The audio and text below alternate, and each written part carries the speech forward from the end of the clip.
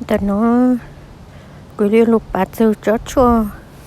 đợt nó nữa chó chua nó giờ bé hụt chó rất trời nhạc cho nó giờ lúc ban rong cầu lên lúc nhạc khụt gì chỉ bé hụt rất trời nhạc cho chó rất trời nó mà ni rất chua nó đó dạng cây lên ta chỉ nó chỉ của hạt sự ý dạng chua xí nữa vì ta của tôi bún nhang này khác của chị của sĩ tên này rong là nó vậy ở châu châu có nhân giờ có khác quê ở sĩ ấy rong là nó vậy cho nên nó này rong chua con ha chị chuyện học xa ở chỉ tập ba từ xa ở chỉ tập ba để mua nó để rong nó để nói nhân giờ khác của chị cũng mua hạt trong nó có biết tân chú hát tập cỡ nó vậy chị con cú ha hơi po chút xa ở chỉ tập bằng ha chỉ tao đỡ ở bằng thì pin cho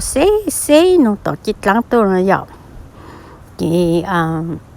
con cú lên đầu là dọc tên xe dòng mò cho lăn chữ tên là ha là dọc chị inu nó chị lê ít làm lông rồi nó sẽ nữa ít làm lông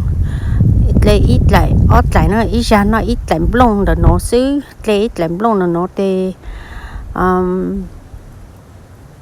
muốn rồi hú tê nó sau lông chỉ to nó còn rồi sau lông chỉ to tê nó tăng tê hậu ý khó lê cú chỗ xứ nè trên chỗ nó giờ ta công mà hiện là nó tê cái yếu tố ít nó bé ra nữa ít nó ít ra nó ít lại thì tăng thầu sản xuất nó ít lại thầu tăng xuống nó ít lại thì thầu cho nó ít lại ha mà bự đó chỉ nó ở bên nu xí lờ lên đỡ chỉ để cho thì có mà nó đi nu ít ót lại thầu sản xuất ít lại thầu cho tôi ít lại xứ chỉ có mà nó lên đỡ mong lệ ít thì để rong nữa cho nên nó chơi như thế rong rong chôn đào nhà ta chỉ nó chơi của chỉ hàng đào nhà của cho hạt tốt họ cứ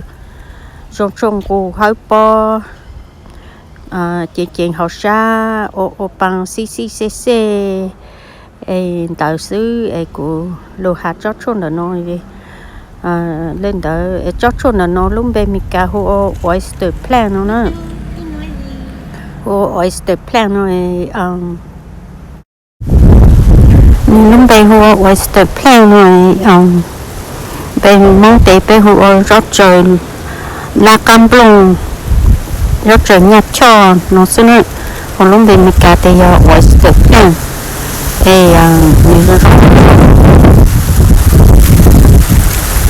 nhưng mà từ cổ hạt đồ hạt dưa đã cho nó để trong cô cho hạt po cho chú xá xí nữa cho nó rõ cho nó đau dạng đây rồi nhưng mà nó thay lại cho nó có cái tàu chú ha tàu cỡ ha tàu xí vì đã cho nó mà đi bây giờ có xí ra nó chỉ trong để ra có xí vào trong mắt nó thấy